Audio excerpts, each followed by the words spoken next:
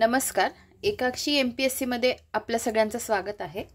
आज आपण daily Loksatta newspaper analysis मध्ये 31 जानेवारी 2025 चा लोकसत्ता बघणार आहोत. ठीक आहे.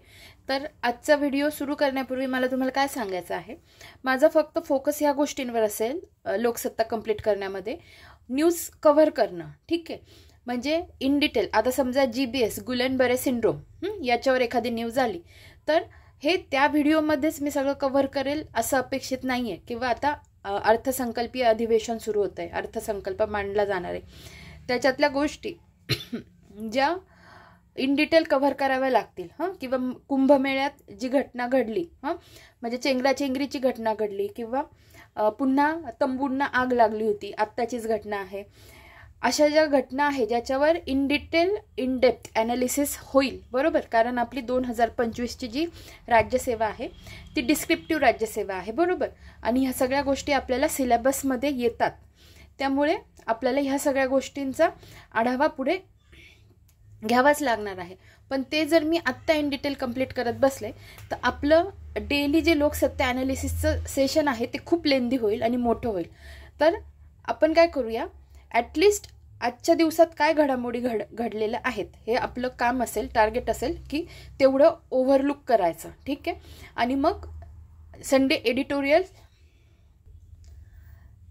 एडिटोरियल जे आहेत, म्हणजे जेवढे काही न्यूजपेपर असतात ते सगळे न्यूजपेपरमधले जे काही, म्हणजे संडेला सगळे एडिटोरियल येतात सेपरेट.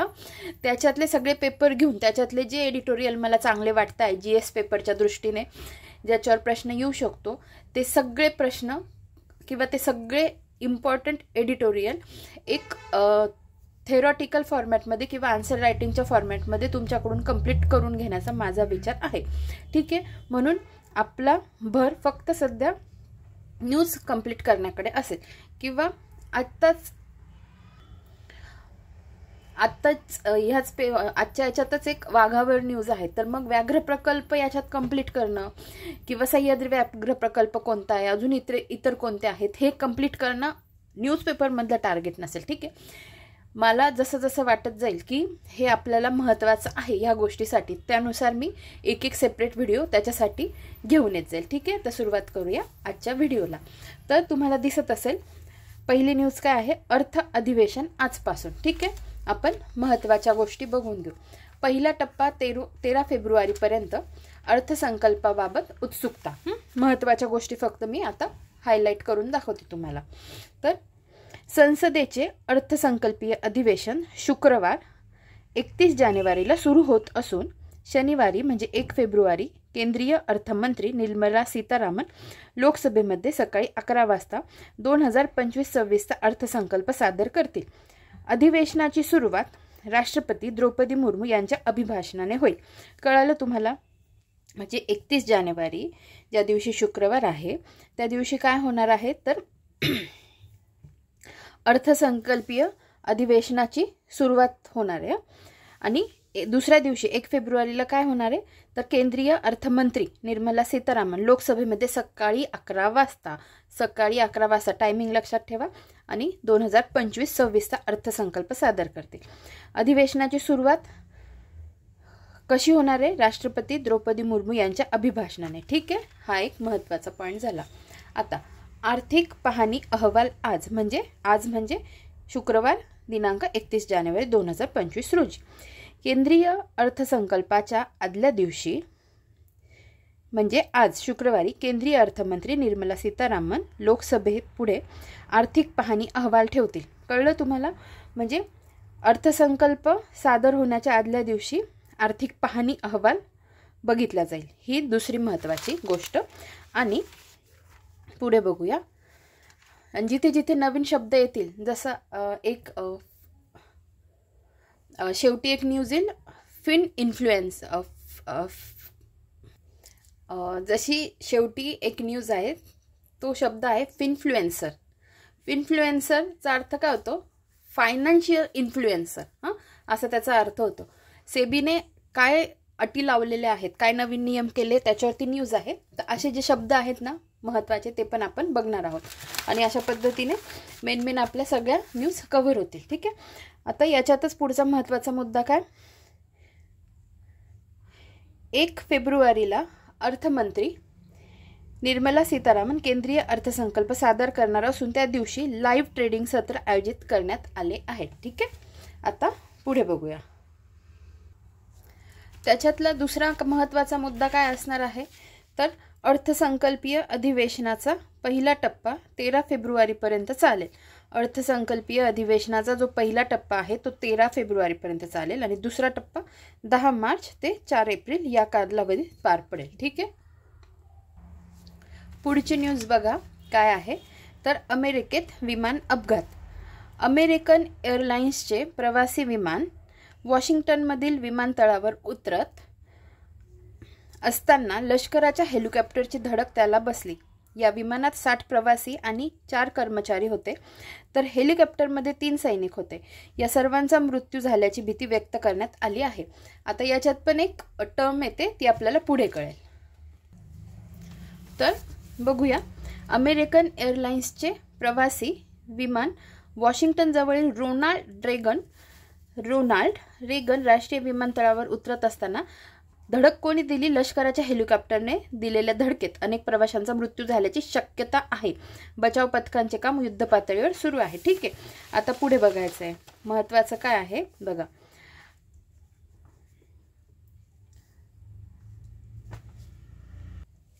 आता म्हटलं काय आहे त्यांनी की फिगर स्केटरचा एक गट प्रवाशांमध्ये होता. ठीक आहे, फिगर स्केटर म्हणजे जे आईस स्केटिंग करतात, ice skating as a sports म्हणून खेळतात त्यांना म्हणतात फिगर स्केटर.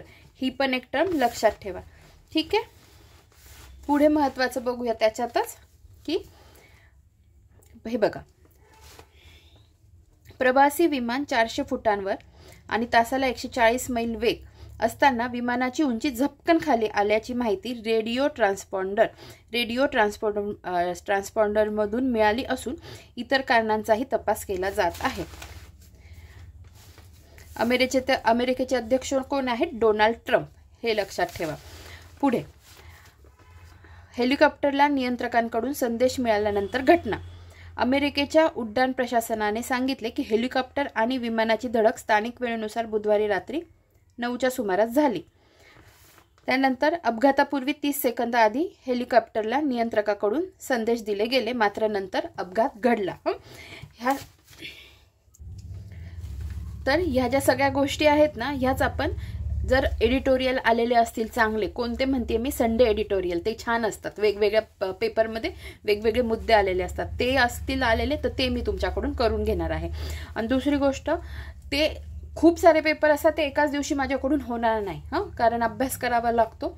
काही अर्थ लागले नाही तर सर्च घेऊन मग अर्थ लावावा लागतो. ठीक आहे, तर मग मी काय करत जाईल, ते जरी घेऊन ठेवले असतील 15 दिवस का असे ना, पण एक एडिटोरियल आपण कंप्लीट करत जाऊ. म्हणजे मी तेवढा दिवस लावणार नाही, आठवडा ठरवून घेत जाईल. ह्या संडेच्या पुढच्या संडेपर्यंत एडिटोरियल आपले झाले पाहिजे, असं माझा एक प्लॅन आहे. कितपत सक्सेसफुल होईल हे मी आत्ताच नाही सांगू शकत, पण बघूया आपण. ठीक आहे, पुढची न्यूज बघूया. कुंभमेळ्यात जी चेंगराचेंगरीची घटना घडली त्याच्यासाठी चौकशी समिती नेमण्यात आली आहे आणि त्या आयोगाला 1 महिन्याची मुदत देण्यात आलेली आहे. ठीक आहे, आपण वाचून घेऊ. महाकुंभमेळ्यात चेंगराचेंगरीच्या घटनेची चौकशी करण्यासाठी उत्तर प्रदेश सरकारने 3 सदस्यांच्या न्यायिक आयोगाची स्थापना केली आहे. हा आयोग आज शुक्रवारी घटनास्थळी भेट देईल. या घटनेच्या चौकशीसाठी आयोगाला महिन्याची मुदत देण्यात आली आहे. आता त्याचे कोण आहेत, कोणाच्या अध्यक्षतेखाली नेमण्यात आली आहे ते नीट बघून घ्या. तर अलाहाबाद उच्च न्यायालयाचे निवृत्त न्यायाधीश हर्ष कुमार. कोण? अलाहाबाद उच्च न्यायालयाचे निवृत्त न्यायाधीश हर्ष कुमार या आयोगाचे प्रमुख आहेत. त्याखेरीज माजी पोलीस महासंचालक VK गुप्ता आणि निवृत्त IAS अधिकारी DK सिंग यांच्या पॅनलमध्ये समावेश करण्यात आला आहे. आयोगाने गुरुवारी कामाला सुरुवात केली. आयोगाकडे चौकशी पूर्ण करण्यासाठी महिनाभराचा वेळ आहे, पण त्यांनी काय सांगितलं अध्यक्षांनी, महिनाभर जरी तुम्ही आम्हाला वेळ दिलाय पण आम्ही आमच्या परीने लवकरात लवकर शोध लावण्याचा प्रयत्न करू. ठीक आहे. आता कुंभमेळ्यात पुन्हा आग, 15 तंबू भस्मसात. महाकुंभ मेळ्यात चेंगराचेंगरीची घटना ताजी असतानाच गुरुवारी चमनगंज चौकीजवळ लागलेल्या आगीत किमान 15 तंबू भस्मसात झाले. या घटनेत कुठलीही जीवितहानी झाली नाही. अग्निशमन विभागाचे प्रमोद शर्मा यांनी आगीची माहिती गुरुवारी दुपारी मिळाल्याचे सांगितले.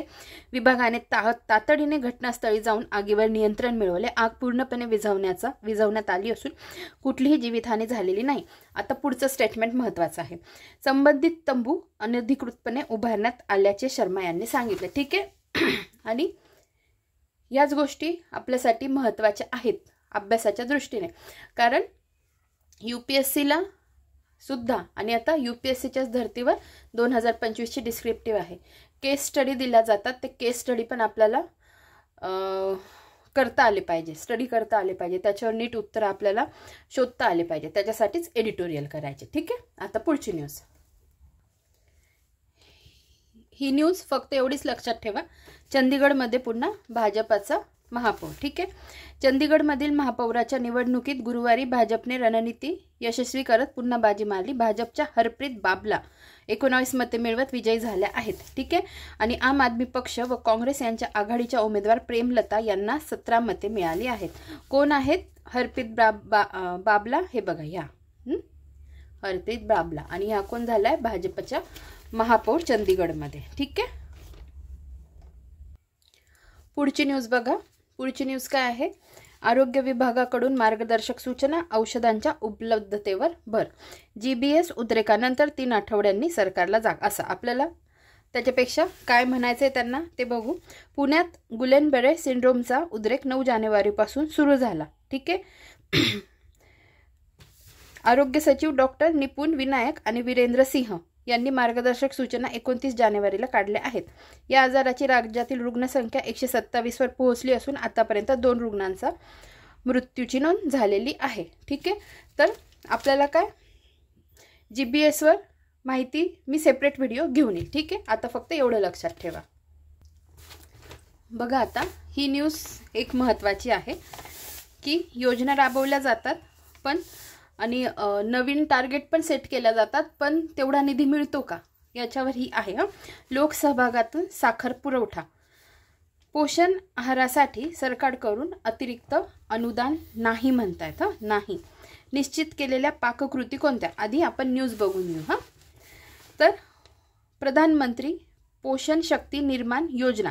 प्रधानमंत्री पोषण शक्ती निर्माण योजनेअंतर्गत राज्यातील 1ली ते 8वीच्या विद्यार्थ्यांसाठी पोषण आहारात 12 पाककृती निश्चित करण्यात आल्या आहेत. यामध्ये गोड खिचडी, नाचणी सत्व हे पदार्थ विद्यार्थ्यांना देण्यासाठी सरकारकडून साखर किंवा अतिरिक्त निधी देण्यात येणार नाही. ठीक आहे. सरकारकडून साखर किंवा अतिरिक्त निधी देण्यात येणार नाही. शालेय व्यवस्थापन समितीने लोकसहभागाद्वारे साखर उपलब्ध करण्याचे निर्देश दिले आहेत. समजली ना?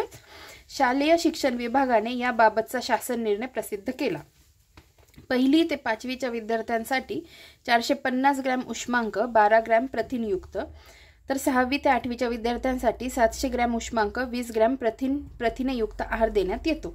ठीक आहे. त्यानुसार विद्यार्थ्यांना तांदूळापासून केलेल्या पाककृती पोषण आहारात देण्यात येत होत्या. मात्र या आहारात विविधता आणण्यासाठी डाळी, तांदूळ, मूळ आलेले कडधान्य, खीर यांचा समावेश करून त्रिस्तरीय आहाराअंतर्गत म्हणजे 3 कोर्स मील नव्या पाककृती निश्चित करण्यात आला. आता याच्यात एक नवीन टर्म आहे, नीट लक्षात ठेवा. 3 कोर्स मील. 3 कोर्स मील पाककृती निश्चित करण्यात आला. 3 कोर्स मीलची स्थानिक पातळीवर अंमलबजावणी करण्यात अडचणी येत असल्याने या पाककृतींमध्ये सुधारणा करण्यासाठी लोकप्रतिनिधींनी बचत गट, स्वयंपाकी मदतनीस संघटना यांनी शासनाला निवेदन दिली होती. त्या अनुषंगाने केंद्र शासनाने निश्चित केलेला प्रतिदिन आहार खर्चाची मर्यादा लक्षात घेऊन आहार पद्धतीत सुधारणा करण्याचा निर्णय घेण्यात आला. नव्या निर्णयानुसार विद्यार्थ्यांना देण्यासाठी 12 पाककृती निश्चित करण्यात आल्या आहे. विद्यार्थ्यांना वेगवेगळे पदार्थ देण्याच्या दृष्टीने पाककृती निश्चित करण्यात आल्या आहेत. आठवड्यातील कोणत्या दिवशी कोणती पाककृती निश्चित करायची याबाबत जिल्हा परिषदेचे मुख्य कार्यकारी अधिकारी यांच्या अध्यक्षतेखाली समिती तसेच मुंबई महापालिका क्षेत्रासाठी बृहन्मुंबई महापालिका शिक्षणाधिकारी यांच्या अध्यक्षतेखाली समितीने निर्णय घ्यावा। या समितीच्या निर्णयानुसारच आहार देणे बंधनकारक राहील। अंडा पुलाव आणि गोड खिचडी नाचणी सत्व या पाककृती पर्यायी स्वरूपात आहेत। केंद्र शासनाने योजनेअंतर्गत लोकसहभाग वाढवण्याच्या सूचना दिल्या आहेत, त्यामुळे शाळा व्यवस्थापन समितीने 2 पाककृती आणि अन्य पाककृतींसाठी आवश्यक असणारी साखर सहभागातून देण्याचा प्रयत्न करावे असे स्पष्ट करण्यात आले आहे। ठीक आहे, एकदा आपण आहे ना सहज गंमत म्हणून ते 12 कोणते आहेत 12 पाककृती कोणत्या आहेत ते बघून घ्या। व्हेजिटेबल पुलाव, मसाले भात, मटार पुलाव, मूगडाळ खिचडी, चवळी खिचडी, चना पुलाव, सोयाबीन पुलाव, मसुरी पुलाव, मूग शेवगा वरण भात, मोड आलेल्या मटकीची उसळ, अंडा पुलाव, गोड खिचडी आणि नाचणी सत्व। ठीक आहे, आता ही जी पुढची न्यूज आहे ही पण अतिशय महत्त्वाची आहे बघा। उद्योग उभारणीसाठी अकृषिक सनद अट रद्द, महसूल विभागाच्या निर्णयाने दिलासा।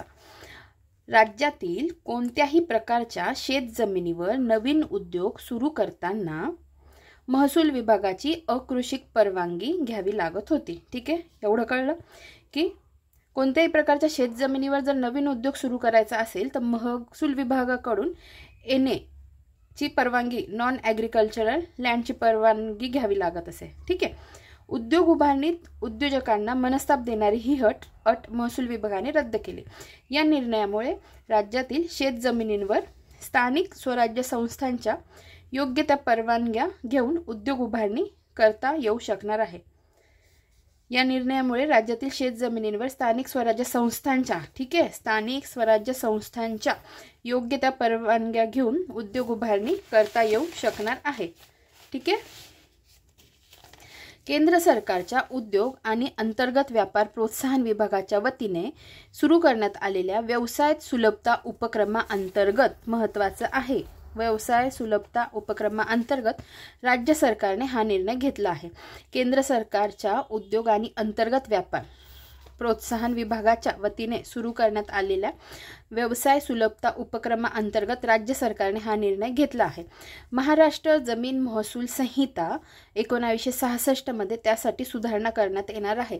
महत्त्वाचं आहे, ही न्यूजच पूर्ण महत्त्वाची आहे, नीट लक्ष देऊन ऐका। महाराष्ट्र जमीन महसूल संहिता 1966 जी आहे त्यामध्ये सुधारणा करण्यात येणार आहे।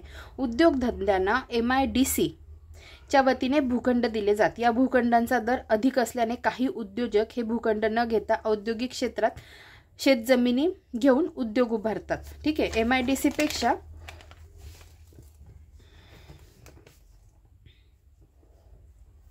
औद्योगिक क्षेत्रात शेतजमिनी घेऊन मोठे उद्योग उभारणे सुलभ असल्याचा उद्योजकांचा अनुभव आहे। शेतजमिनींवर उद्योग उभारण्यापूर्वी महसूल विभागाकडून जमिनीचा वापर बदलासाठी अकृषिक म्हणजे नॉन ॲग्रिकल्चरल जमीन परवानगी घ्यावी लागते। त्यासाठी उद्योजकांना महसूल विभागाचे उंबरठे झिजवावे लागतात, तसेच संबंधित अधिकाऱ्यांचे हात ओले करावे लागत असल्याने उद्योजकांना मनस्ताप सहन करावा लागत असल्याच्या अनेक तक्रारी उद्योग विभागाकडे आल्या होत्या। व्यवसाय सुधारणा कृती आराखडा 2024 नुसार महसूल विभागाने नुकतीच एक बैठक आयोजित केली होती। या बैठकीत जमीन वापर बदलाबाबत एक डॅशबोर्ड तयार करण्यात आला आहे, त्यानुसार जमीन महसूल संहितेत सुधारणा करण्यात आली। ठीक आहे, पुढची न्यूज बघू।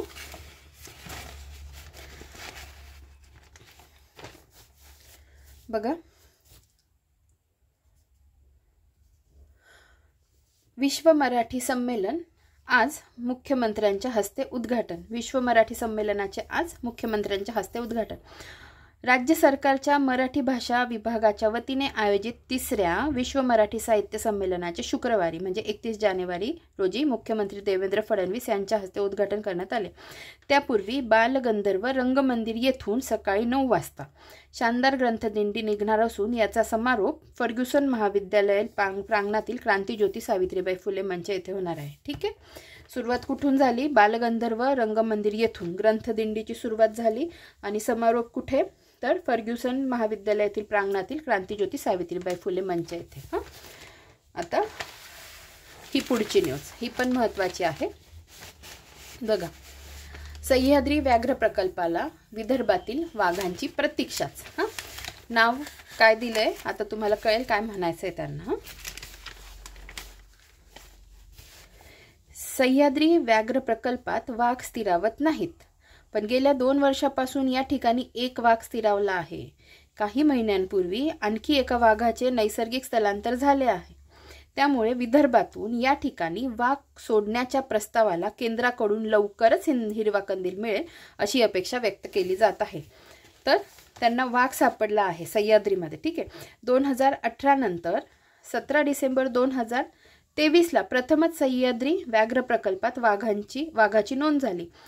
STR-1 असे या वाघाचे नामकरण करण्यात आले. STR-1 हा वाघ या ठिकाणी स्थिरावला असताना 24 ऑक्टोबर 2024ला चांदोली राष्ट्रीय उद्यानातील कॅमेरा ट्रॅपमध्ये आणखी एका वाघाचे छायाचित्र आले. 2 वर्षापूर्वी तो राधानगरी अभयारण्यात आढळला होता. त्याला STR-2 असे नाव देण्यात आले होते. डिसेंबर 2024 मध्ये यवतमाळ जिल्ह्यातील टिपेश्वर अभयारण्यातील एक वाघ तब्बल 500 किलोमीटर स्थलांतर करून बार्शी येडशी रामलिंगम अभयारण्यात पोहोचला. हा वाघ देखील जेरबंद करून सह्याद्रीत सोडण्याचा प्रस्ताव आहे. विदर्भातील वाघ सह्याद्रीत सोडण्याचा प्रस्ताव काही वर्षापूर्वी तयार करण्यात आला होता. विदर्भातून या ठिकाणी 8 वाघ पाठवण्यात येणार होते. त्यासाठी वाघांचे खाद्य असणारे चितळ या ठिकाणी सोडण्यात आले. मात्र नंतर हा प्रकल्प रखडला. केंद्राने या प्रस्तावात अनेक त्रुटी काढल्या. त्यामुळे नव्याने प्रस्ताव तयार करून केंद्राकडे पाठवण्यात आला आहे. केंद्राकडून लवकरच या प्रकल्पाला हिरवा कंदील मिळेल अशी अपेक्षा वन्यजीव प्रेमी व्यक्त करीत आहेत. ठीक आहे.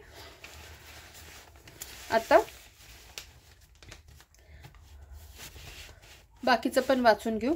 विदर्भातील वाघ सह्याद्रीत सोडण्याचा प्रस्ताव काही वर्षापूर्वीच तयार करण्यात आला होता. विदर्भातून या ठिकाणी 8 वाघ पाठवण्यात येणार होते. सध्याच्या प्रस्तावाला केंद्राकडून अद्याप हिरवा कंदील मिळालेला नाही. तर ह्याच गोष्टी खूप महत्त्वाच्या आहेत रायटिंग स्किलच्या दृष्टीने. मग हे प्रश्न विचारले जातात की हे आपण जे इकडून तिकडे नेऊन सोडतो वाघ, तर मग वाघ किंवा आपण चित्ते आणले आहेत, हे योग्य आहे का अयोग्य आहे, किंवा त्याचे दुष्परिणाम होतात का पॉझिटिव्ह परिणाम होतात, ह्या गोष्टींवर आपल्याला एडिटोरियलमध्ये चर्चा करायची असते. प्रयोग करायला हवेत. केंद्राला आम्ही प्रस्ताव पाठवला होता, पण तो परत पाठवण्यात आला. विदर्भातील वाघांना सपाट भूप्रदेशाची सवय आहे आणि सह्याद्री व्याघ्र प्रकल्पाचा प्रदेश वेगळा आहे. ठीक आहे. 1 पॉइंट. त्यामुळे या ठिकाणी वाघ टिकतील की नाही अशी शंका केंद्राने व्यक्त केली. मात्र प्रयोग करायला हवेत. चंद्रपूरमधील 2 वाघिणी आसाममध्ये सोडण्यात आला. बघा, चंद्रपूर कुठे, आसाम कुठे. नागझिरा अभयारण्यात वाघ सोडण्यात आले. कृत्रिम स्थलांतरण वाघांची अनुवांशिकता वाढवण्यासाठी देखील चांगले आहे. कृत्रिम स्थलांतरण वाघांची अनुवांशिकता वाढवण्यासाठी देखील चांगले आहे असे मत माजी वनमंत्री सुधर मुनगंटीवार यांनी नुकतेच लोकसत्ता भेटीत व्यक्त केले होते. ठीक आहे. बघा, आता व्यक्तिवेधमध्ये पण जी व्यक्ती आहे त्या पण खूप महत्त्वाच्या आहेत. कशा दृष्टीने महत्त्वाच्या आहेत बघा तुम्ही. मी सगळंच वाचणार आहे आणि त्याच्यातले सगळे महत्त्वाचे पॉईंट्स आपण लक्षात ठेवायचे आहेत. S. राधाकृष्णन कोण आहेत ते तर बघा, न्यायाधीशांनी न्यायदान तर करायचेच, पण तुरुंग गर्दीने भरून वाहू नयेत याची काळजीही करायची. हा विरोधाभास नाही वाटत. तो प्रत्यक्ष जगणारे मुंबई उच्च न्यायालयाचे माजी न्यायाधीश S. राधाकृष्णन. कळलं कोण आहे? मुंबई उच्च न्यायालयाचे माजी न्यायाधीश S. राधाकृष्णन. त्यांचं वय 78 होतं. नुकतेच काळाच्या पडद्याआड झाले, म्हणजे ही निधन वार्ता आहे. त्यांचा जन्म 25 डिसेंबर 1946च्या BSc 25 डिसेंबर 1946चा BSc आणि LLB केल्यानंतर त्यांनी मुंबई विद्यापीठात LLM केले. ठीक आहे. BSc केलं, LLB केलं, LLM केलं. या परीक्षेत ते विद्यापीठात पहिले आले. 15 ऑक्टोबर 1971 रोजी त्यांनी सनद घेतली आणि मुंबई उच्च न्यायालयात काम सुरू केले. संविधानिक आणि प्रशासकीय कायद्याशी संबंधित दिवाणी रीट बाबींमधले तज्ज्ञ म्हणून ते ओळखले जातात. डिसेंबर 1991 मध्ये वरिष्ठ वकील म्हणून त्यांची नियुक्ती करण्यात आली. न्यू लॉ कॉलेज आणि मुंबई विद्यापीठाच्या कायदा विभागात ते सार्वजनिक आंतरराष्ट्रीय कायदा आणि प्रेस कायदा शिकवत. 15 एप्रिल 1996 रोजी मुंबई उच्च न्यायालयात अतिरिक्त न्यायाधीश म्हणून त्यांची नेमणूक झाली. त्यानंतर 1998 ते 2008 असे 10 वर्षे म्हणजे निवृत्त होईपर्यंत उच्च न्यायालयाचे न्यायाधीश होते. ठीक आहे. याच काळात त्यांनी मानवी हक्क या विषयातील डॉक्टरेट मिळाली. निवृत्तीनंतर त्यांनी 2014 पर्यंत बघा मॅट महाराष्ट्र ॲडमिनिस्ट्रेटिव्ह ट्रिब्युनल मॅटचे अध्यक्ष म्हणून काम केले.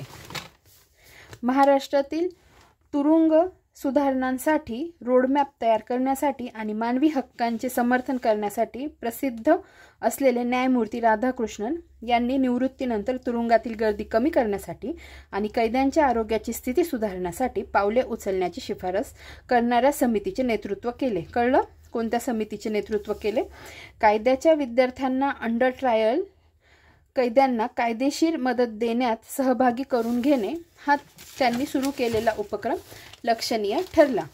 2017 मध्ये सरकारने राज्यातील तुरुंग सुधारणा आणि आधुनिकीकरणाचा विचार करण्यासाठी न्यायमूर्ती एस राधाकृष्णन निवृत्त यांच्या अध्यक्षतेखाली 5 सदस्यांची समिती नेमली. या समितीच्या अहवालानुसार एप्रिल 2018 पर्यंत राज्यातील तुरुंगामध्ये 73% कैदी अंडर ट्रायल कैदी असल्याचे उघड झाले. मुंबईच्या आर्थर रोड तुरुंगात म्हणजे मुंबई मध्यवर्ती कारागृह कैद्यांची संख्या क्षमतेपेक्षा 3 पट जास्त होती हे या अहवालातून पुढे आले. समितीने तुरुंगाच्या संदर्भात आरोखित केलेला महत्त्वाचा मुद्दा होता महिला कैद्यांचा. त्यांच्यासाठी असलेल्या तुरुंगात दुरुस्तीची शिफारस, महिला कैद्यांना त्यांच्या मुलांना भेटण्यास प्राधान्य, स्त्रीरोगतज्ञ आणि बालरोग तज्ज्ञांचा समावेश असलेल्या ओपीडीची शिफारस या त्यांनी सुचवलेल्या सुधारणा लक्षणीय होत्या. त्यांनी मुंबईतील कापड गिरण्यांच्या जमिनीबाबत दिलेला निकाल ऐतिहासिक ठरला. जानेवारी 2020 मध्ये उच्च न्यायालयाने पीएमसी बँकेच्या ठेवीदारांना प्राधान्याने उत्पन्न वाटप करण्यासाठी निवृत्त न्यायाधीश राधाकृष्णन यांच्या अध्यक्षतेखाली 3 सदस्यांची समिती स्थापन केली होती. मुंबईतील मोकळ्या जागांच्या संवर्धनाबाबत बॉम्बे एन्व्हायरमेंटल ॲक्शन ग्रुपने दाखल केलेल्या याचिकेसंदर्भात विकासकांनी केलेल्या अनेक बांधकामांनी 2004च्या पर्यावरण प्रभाव मूल्यांकन अधिसूचनेचे उल्लंघन केले आहे. हा त्यांचा निर्णय महत्त्वाचा ठरला होता. त्या व्यतिरिक्त ते कायदा पंडित, न्यायाचे कट्टर समर्थक, दयाळू आणि आध्यात्मिक म्हणूनही ओळखले जातात. ठीक आहे. आणि आजची शेवटची न्यूज, फिनफ्लुएन्सरच्या पोपटपंचीला सेबीचा चाप. आता न्यूज वाचल्यानंतर तुम्हाला कळेल फिनफ्लुएन्सर म्हणजे फायनान्शियल इन्फ्लुएन्सर नेमकं काय केलं आहे सेबीने. आता जसं सेबी आलं ना याच्यात, मग सेबी विषयी आपल्याला माहिती पाहिजे तर ते आपण याच्यात नाही पाहायचं, ते आपण सेपरेट बघत जाऊ. ठीक आहे.